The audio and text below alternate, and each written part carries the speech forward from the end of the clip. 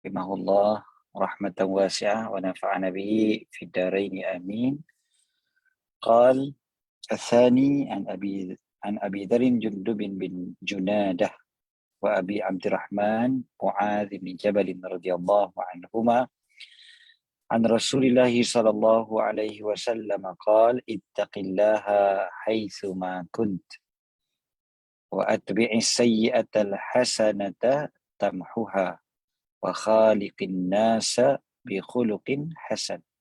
Rawahu Tirmidzi wa qala hadithun hasan. Okey, hadis yang kedua daripada Abi Dharr Jundub ibnu Junadah dan Abi Abdurrahman Mu'adz ibnu Jabal. Ni dua orang sahabat Nabi yang kita tak payah perkenalkan pun. Kita memang dah biasa sangat dengar nama dua orang sahabat ni, Sayyidina Abu Dharr dan juga Sayyidina Mu'adz ibnu Jabal radhiyallahu anhuma. Daripada Rasulullah sallallahu alaihi wasallam, baginda bersabda, ittaqillaha haitsu ma kunta. Jagalah, takutlah Allah Subhanahu wa taala di mana pun kamu berada.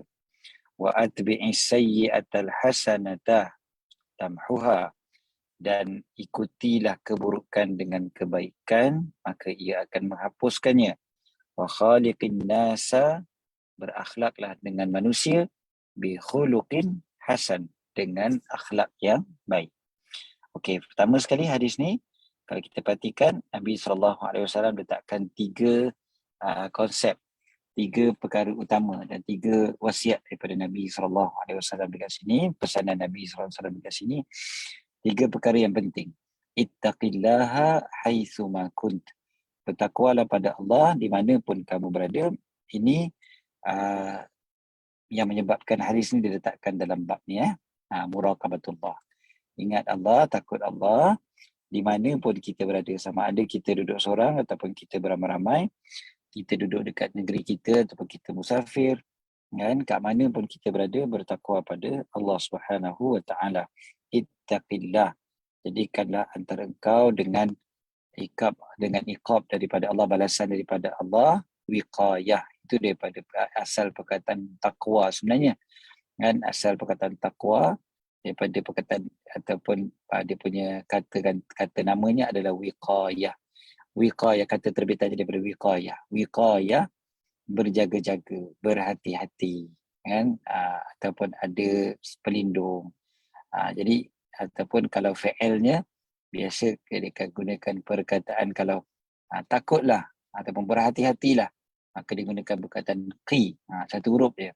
Ini kalau belajar fiqh kita akan jumpa contoh kepada perkara yang membatalkan solat walaupun dengan satu huruf, iaitu dengan sebutan qi. Qi tu berjaga-jagalah, berhati-hatilah. So takwa asal daripada perkataan wiqayah, berjaga-jaga, berhati-hati daripada apa? Daripada iqab Allah Ta'ala. Itu dari segi bahasa lah. Segi istilah ulama' memang macam-macam lagi lah. Ini kita sebut dari segi asal bahasa Arab. So wiqayah, takwa, dan takwa tu kalau dari segi bahasanya, maksudnya kita jadikan ada satu perkara yang melindungi kita, dan melindungi kita daripada balasan buruk daripada Allah Subhanahu wa ta'ala, iaitu kita buat perintah Allah dan tinggalkan larangan Allah. Okey, itu takwa. Jadi takwa pada Allah di mana pun engkau berada, haitsu ma kunta, di mana pun engkau berada. Dalam bahasa Arab, haitsu ma kat sini juga membawa makna fi ainama, kan, kat mana juga, kat mana pun berada. Kita duduk seorang, kita duduk ramai dan sebagainya. Sama ada orang nampak, orang tak nampak. Kan? Sebab apa? Sebab kita ingat Allah Ta'ala nampak. Itu dipanggil sebagai muraqabatullah. Okay, lepas tu yang kedua, wa atbi'is sayyi'ata al-hasanata tamhuha. Buat lepas buat satu keburukan, ialah kita tak akan sunyi daripada kesilapan yang kita buat. Macam-macam kesilapan kita buat. So bila buat satu kesilapan, satu kesalahan, satu dosa, maka buat pula satu perkara yang baik. Ia akan menghapuskan keburukan. Ini daripada Al-Quran, daripada hadis Nabi SAW yang lain pun biasa. Kita perhatikan, memang salah satu daripada rahmat Allah Ta'ala, baiknya Allah Ta'ala pada kita, bila kita buat baik, Allah Ta'ala hapuskan yang buruk yang kita buat. Sebablah kita kena rajin-rajin buat amal soleh, supaya mudah-mudahan terpadamlah keburukan-keburukan yang pernah kita buat. Kita memang manusia yang banyak kesalahan, banyak kesilapan. Kan cumanya yang dimaksudkan dengan tamhuha, menghapuskannya ni, ada yang kata menghapuskan pada buku timbangan terus, terus terhapus. Ada yang kata bukan terhapus, tetapi dia kinayah. Dia sebagai perumpamaan kepada Allah Ta'ala tidak balas. Jadi seolah-olah terhapus. Seolah-olah terhapus. Dan ada juga ulama yang nyatakan perbezaan antara dosa besar dengan dosa kecil. Kan, yang dimaksudkan dekat sini adalah dosa-dosa kecil. Dosa kecil yang terhapus. Ada juga ulama yang sampai kata dosa besar pun terhapus. Dengan melakukan perbuatan-perbuatan yang baik. Dan yang pastinya, yang dimaksudkan dengan terhapusnya dosa ni juga ataupun kesilapan ni juga, kesilapan dengan Allah Ta'ala. Adapun kesilapan dengan manusia yang melibatkan hak manusia, maka hak tu perlu dikembalikanlah kan. Dah curi barang orang, memang kena pulangkanlah. Jangan sekadar buat baik aja terus rasa terhapus kesalahan mencuri tu kan. Bukan boleh kita curi barang orang lepas tu kita sedekah banyak-banyak kan. Bukan maknanya terhapus dosa mencuri tu. Dosa mencuri tetap ada. Okey, jadi itu antara perkara yang kita jelaslah kot insya-Allah. Wa khaliqin nasa bi khuluqin hasan, berakhlaklah dengan manusia dengan akhlak yang baik. Kalau kita perhatikan, tiga hadis ni dari tiga komponen yang cantik, kata-kata memang lengkap sangat. Pertama, dari sudut hubungan dengan Allah Ta'ala. Yang kedua, apa yang perlu kita buat apabila kita buat salah. Yang ketiga adalah hubungan sesama manusia. Jadi memang komplit. Ini yang dikatakan Nabi SAW. Salah satu mukjizat Nabi ada jawami'ul kalim kan. Nabi SAW bila bercakap, Nabi cakap pendek-pendek je, tapi dia punya maksud dia, uraian dia, kefahaman dia terlalu banyak. Kalau kita tengok ni, Nabi sebut ni berapa perkataan je dalam hadis ni. Kan? Ittaqillah haitsu ma kunta, satu jadi 4 perkataan. Wa atwi sayyi'atal hasanata tamhuha, satu lagi 4 perkataan juga. Wa khaliqin nasa bi khuluqin hasan, pun 4 perkataan juga. Dan 4 perkataan, tapi mengandungi rahsia yang terlalu banyak. Ini kita kata kehebatan dan mukjizat Nabi SAW. So khaliqin nasa bi khuluqin hasan, berakhlak dengan manusia dengan akhlak yang baik. Dan apa-apalah akhlak yang baik, jangan kita rasa akhlak tu hanya semata-mata bercakap sopan dengan orang kan. Lalu depan tunduk, lalu belakang pun minta izin kan. Bukan itu sajalah. Semua sekali lah akhlak yang baik. Dan kita jangan rasa akhlak yang baik hanya yang besar-besar. Kadang-kadang kita nampak yang kecil tu kita pelikihkan. Pun sebenarnya salah juga. Contohlah, kita senyum pada orang. Kita kita tunjukkan wajah yang manis pada orang. Itu pun akhlak yang baik kan sebenarnya. Kita tunjukkan muka yang manis tu pun sebenarnya akhlak yang baik. Jadi kita rasa, alah tak ada benda lah. Kan? Bukan macam tu. Kita tunjukkan muka yang manis. Itu pun akhlak yang baik. Okay. Daripada kita masam je muka dengan orang kan. Kita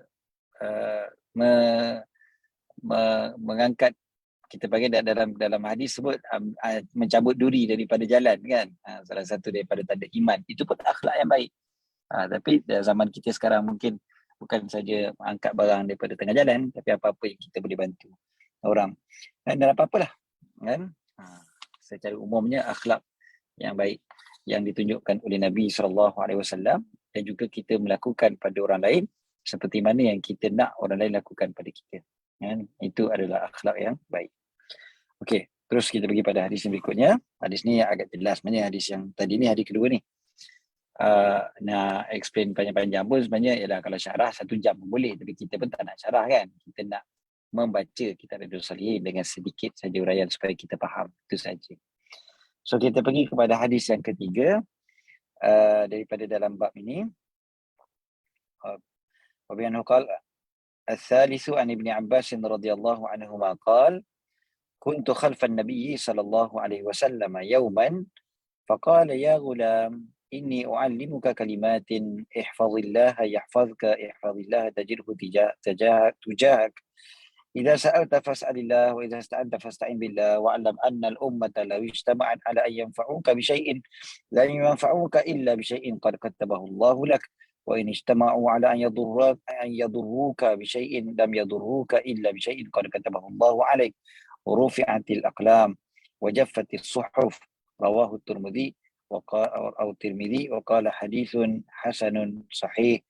وفي رواية غير الترمذي: احفظ الله تجده أمامك، تعرف إلى الله في الرخاء يعرفك في الشدة، واعلم أن ما أخطأك لم يكن ليصيبك وما أصابك لم يكن ليخطئك، واعلم أن النصر مع الصبر وأن الفرج مع الكرب وأن مع العسر يسرا. Okey, hadis ni sebenarnya agak popular juga sebenarnya. Biasa dibaca dalam ceramah-ceramah, dalam kuliah-kuliah asatizah kita kan. Memang biasa je kita dengar hadis ni. Apa dia, satu hari Sayyidina Ibn Abbas kata, aku berjalan di belakang Nabi SAW. Kemudiannya Nabi pun panggil beliau, ya ghulam, wahai anak muda. Sayyidina Ibn Abbas memang anak muda. Sayyidina Ibn Abbas memang muda sungguh. Waktu Rasulullah SAW wafat, umur beliau baru lebih kurang 12 tahun kan. Jadi maknanya memang anak muda sungguh lah. Jadi tapi Nabi SAW dah bagi kepada anak muda ni perkataan-perkataan yang besar-besar, yang hebat-hebat. Walaupun mungkin waktu tu umur dia belum 10 tahun pun lagi. Apa sejatuh je ni. Okey. Jadi memanglah kita kata apa namanya ni, budak-budak ni kadang-kadang kita rasa macam alah tak payahlah nak cakap besar-besar, benda besar-besar. Bukan. Nabi SAW dah tunjukkan contoh baginda bercakap walaupun benda tu nampak macam besar kan, tapi sangat penting. Lagipun Ibn Abbas orang yang hebat kan, sahabat yang sangat cerdik. Jadi perkara-perkara macam ni terus masuk dalam hati beliau. So apa Nabi SAW, satu lagi cara Nabi SAW bila bercakap kan, ya ghulam inni u'allimuka kalimat. Ini sebenarnya satu cara untuk menarik perhatian. Untuk tarik perhatian. Dia kata, wahai anak muda, sungguhnya aku nak bagi tahu kau beberapa kalimah. Aku nak ajar kau beberapa perkataan. Maknanya Nabi tak terus sebut macam jaga Allah, Allah jaga engkau. Ihfazillah yahfazk. Tak. Nabi tarik dulu perhatian. Panggil dulu dia. Lepas tu bagi tahu intro dulu. Aku ni nak bagi tahu kau, aku nak ajar kau ada beberapa perkataan. Ada beberapa pelajaran. Ihfazillah yahfazk. Kau jaga Allah, Allah akan jaga engkau. Okey. Dan juga bila kita tengok perkataan ni, jaga Allah, Allah jaga engkau, maksudnya jagalah agama Allah. Jagalah untuk takwa pada Allah. Jagalah jangan langgar larangan Allah. Kemudiannya, engkau jaga Allah, Allah jaga engkau. Ingat je benda tu. Ini sangat penting kan. Allah akan jaga, Allah jaga, Allah jaga. Selalu ingat benda ni. Kemudian ihfazillah tajidhu tujahak. Engkau jaga Allah SWT, engkau akan dapati Allah SWT bersama dengan engkau. Allah Ta'ala akan tolong kau. Allah Ta'ala akan bantu kau. Allah Ta'ala bersama dengan kau. Tu macam itulah. Allah akan tolong. Ihfazillah tajidhu tujahak. Iza sa'alta fas'alillah. Bila kau nak minta tolong, kau mintalah pada Allah. Bila kau nak minta pada Allah. Bila kau nak minta tolong pada Allah. Ini pun antara perkara yang sangat penting sebenarnya untuk kita ingat. Selalu ingatkan, ni akidah kita sebenarnya ni. Bila kita nak minta pada Allah. Sebab Allah Ta'ala saja yang memberi manfaat. Allah saja yang boleh menghalang mudarat. Okay? Habis salah ke yang tawassul ke, istighasah ke?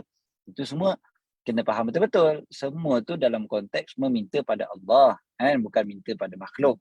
Orang yang buat istighasah ke apa pun tetap minta pada Allah. Bukan minta pada makhluk. Jadi perlu fahamlah akidah orang yang buat tu. Jangan kita yang hukum dia kata dia salah.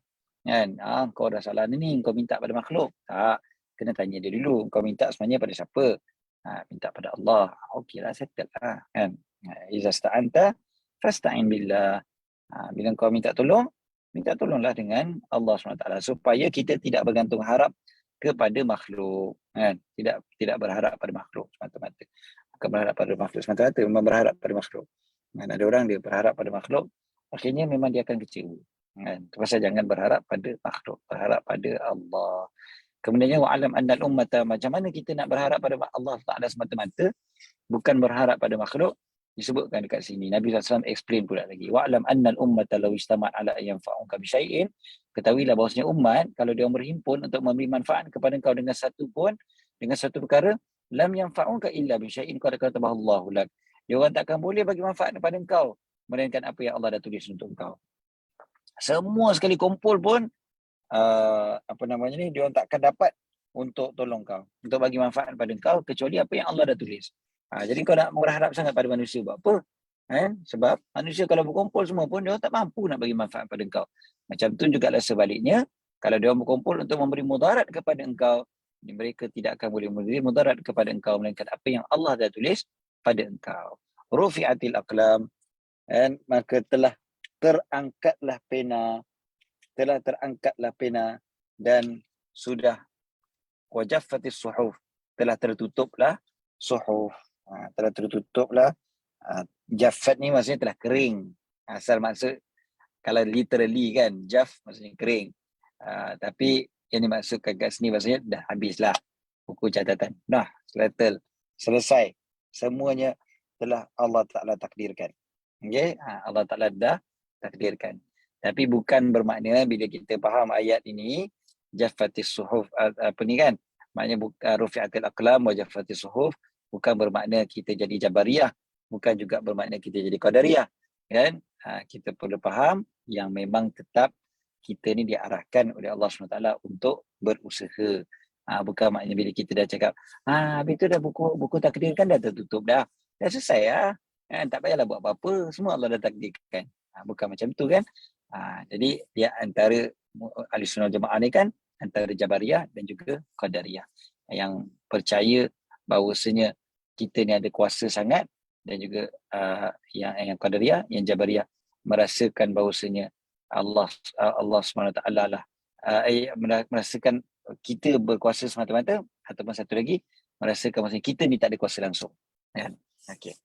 Seterusnya, satu lagi riwayat selain daripada Imam Tirmizi, ihfazillaha tajidhu amamak. Kau jaga Allah, kau dapatinya di depanmu. Depanmu kat sini ni tentulah maksudnya dengan bantuannya. Allah Ta'ala akan tolong kau. Ta'aruf ila Allahi fi rakha, ya'rifka fi syaddah. Kau kenal Allah Ta'ala waktu kau senang, Allah Ta'ala akan kenal kau waktu susah. Nak tunjukkan kepada kita apa ni? Kita perlulah beribadat, minta tolong pada Allah bukan hanya waktu susah. Sebab waktu susah memang senang orang ingat Allah Ta'ala. Ingat Allah waktu senang, Allah akan ingat kau waktu susah. Lebih kurang macam itulah makna dia. Allah memang tahu, Allah ingat kita sentiasa. Tapi bantuan Allah Ta'ala itu akan lebih mudah datang pada kita kalau kita ni waktu senang pun kita ingat Allah. Bukan hanya waktu dah desperate baru ingat Allah. Tapi ialah waktu desperate ingat Allah pun Allah tolong. Bukan Allah Ta'ala tak tolong. Kan? Okay. Wa'alam annama akhta'ak lam yakun liyusibak. Ketahuilah bahawasanya apa yang tak dapat pada engkau memang takkan dapat pada engkau lah. Kan? Akhta'ak, yang mana benda tu akan menyalahimu, dia tidak akan sampai pada engkau.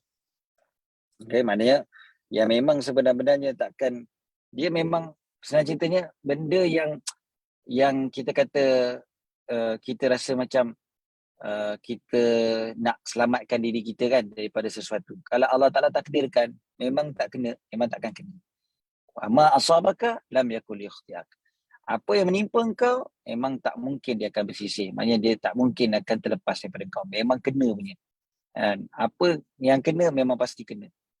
Kau buatlah macam mana sekalipun, kau nak selamatkan diri kau macam mana pun, kalau Allah Ta'ala takdirkan kena juga. Habis buat apa kita selamatkan diri kalau macam tu?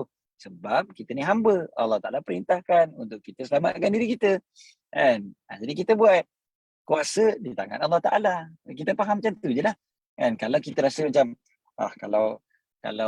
kalau dah tahu apa, kalau nak kena juga, jadi kita pun relax je. Maknanya kita tak jadi hamba.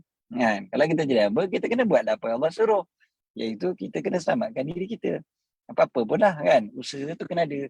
Tapi dalam bahasa usaha, jangan kita punya akidah pada usaha kita.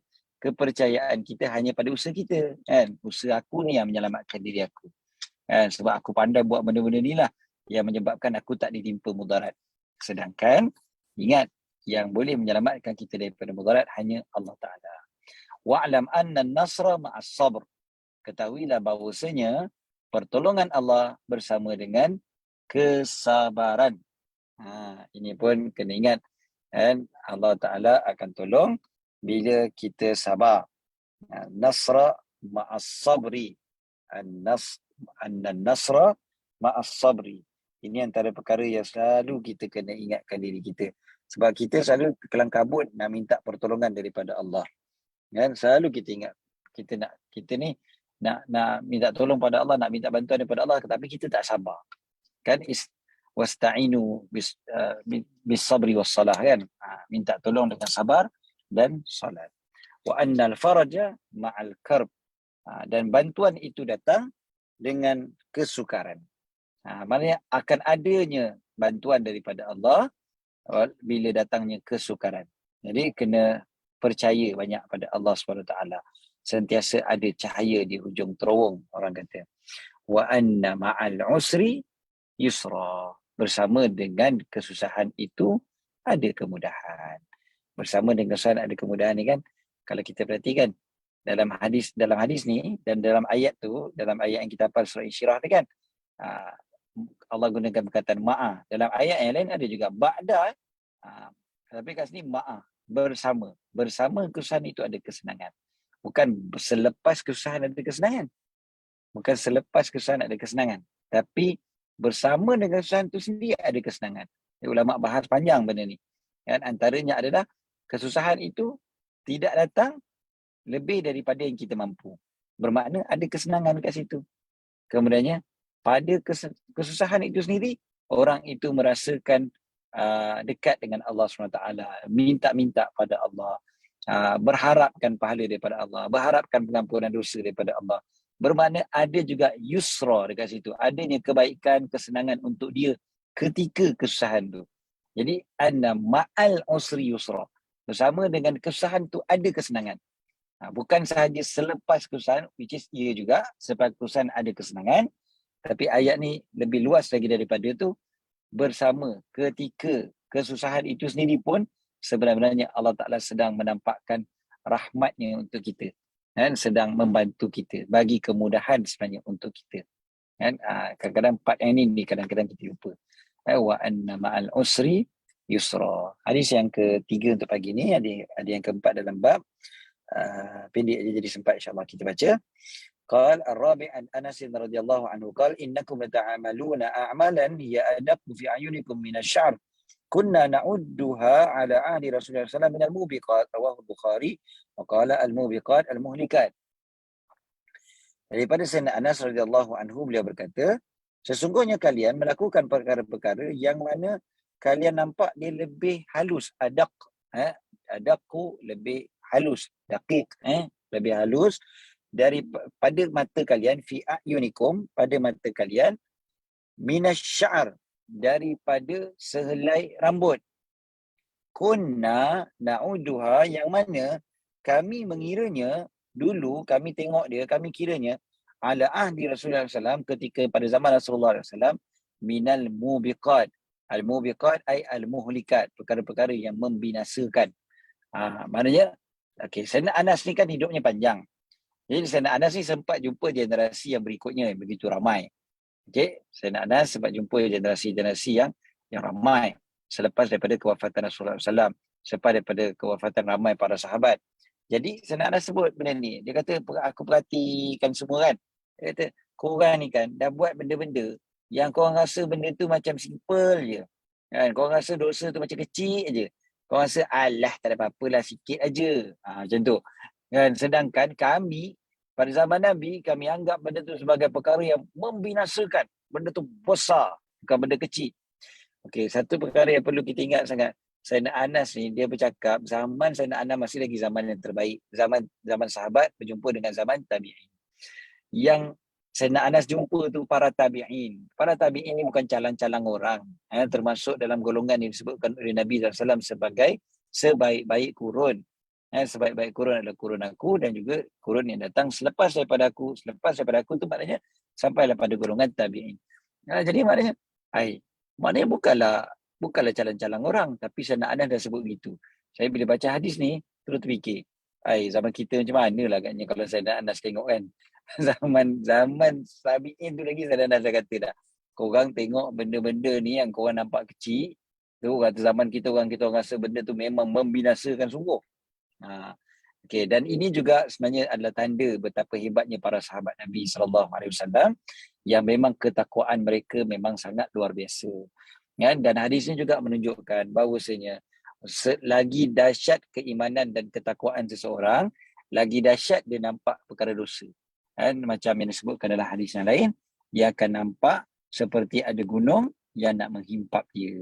Dan ada pun orang yang bersalah, macam kita baca sebelum ni lah, hadis yang sebelum ni, dan orang yang berdosa, orang yang ahli maksiat, benda dosa dia nampak macam lalat saja yang singgah dekat hidung dia. Bila-bila masa saja dia boleh halau tepis, larilah lalat tu. Maknanya dosa tu pun boleh belah macam tu je. Kan? Boleh terhapus macam tu je dia rasa. Dan itu beza. Bahkan disebutkan oleh para ulama, kadang mereka sambung. Hanya begitu juga sebaliknya. Yang melibatkan pahala. Orang yang baik, betul-betul orang yang soleh, pahala yang dia buat sebesar gunung pun, dia nampak macam lalat dekat hidung dia je. Boleh hilang macam tu saja dengan maksiat-maksiat hati dan sebagainya. Macam tu jugalah sebaliknya, orang yang jahat, dia nampak pahala yang kecil macam gunung yang besar. Dia buat kecil je tapi dia rasa dia lah yang paling berbakti kepada nusa dan bangsa. Dia rasa macam tu. Jadi yang kat sini lebih kepada yang bab dosa. Kan Sayyidina Anas ajar satu konsep, dan juga ia juga mengingatkan kita jangan memperlekehkan dosa. Jadi seperti mana kita jangan memperlekehkan benda baik, supaya kita jangan rasa macam alah buat itu je, alah sikit sangat apa benda lah kan. Tak, jangan kita pelekehkan benda baik. Sama juga sebaliknya, jangan kita memperlekehkan benda dosa. Jangan kita rasa macam alah sikit-sikit je tak apa. Alah sikit saja. Alah sikit saja tu bahaya. Sebab kita dah pandang rendah pada apa yang Allah Ta'ala larang. So benda ni antara hadis yang walaupun pendek, tetapi mudah-mudahan memberi kesan kepada kita, mencintai para sahabat Nabi SAW, dan juga supaya kita lebih memikirkan tentang dosa-dosa kita. Jadi cukup setakat itu insyaAllah untuk pagi ni. Nanti hadis yang kelima, insyaAllah kita baca pada minggu depan. InsyaAllah. Okay, wallahu'alam. Ada ni ke? Ada soalan ke apa ke? Cek. Kosong. Okay, alright. Cukup. InsyaAllah pagi ni Alhamdulillah Allah Ta'ala pilih kita baca hadis Nabi SAW. Ada keberkatan. Confirm ada keberkatan bila kita baca dan mendengar hadis-hadis Nabi SAW. Kita percaya benda ni sungguh-sungguh. Dan cukup setakat tu. Aku qauli hadza wa astaghfirullahal azim li wa lakum. Bismillahirrahmanirrahim. Rabbana fa'na ma 'allamtana, rabbi 'allimna alladhi yanfa'una, rabbi faqihna faqih ahlana wa qarabatin lana fi dinina ma'a qudri unsa wa dhakar rabbi wafiqna wafiqhum lima ترتضي قولا فعلا كرما ورزق الكل حلالا دائما وخلا أتقياء علماء نهض بالخير نكفى كل شر ربنا أصلح لنا كل شؤون وأكر برضا منك العيون واقض عنا ربنا كل ديون قبل أن يأتينا رسل المنون واغفر واستر أنت أكرم من ستر وصلاة الله تغشى المصطفى من إلى الحق دعانا ولوفى بكتاب فيه للناس شفاء وعلى الآل الكرام الشرفاء وعلى الصحب الصابيح الغرار اللهم اهدنا بهداك واجعلنا ممن يسارع في رضاك ولا تولنا وليا سواك ولا تجعلنا ممن خالف أمرك وعصاك حسبنا الله ونعم الوكيل ولا حول ولا قوة إلا بالله العلي العظيم صلى الله على سيدنا محمد وعلى آله وصحبه وسلم الحمد لله رب العالمين.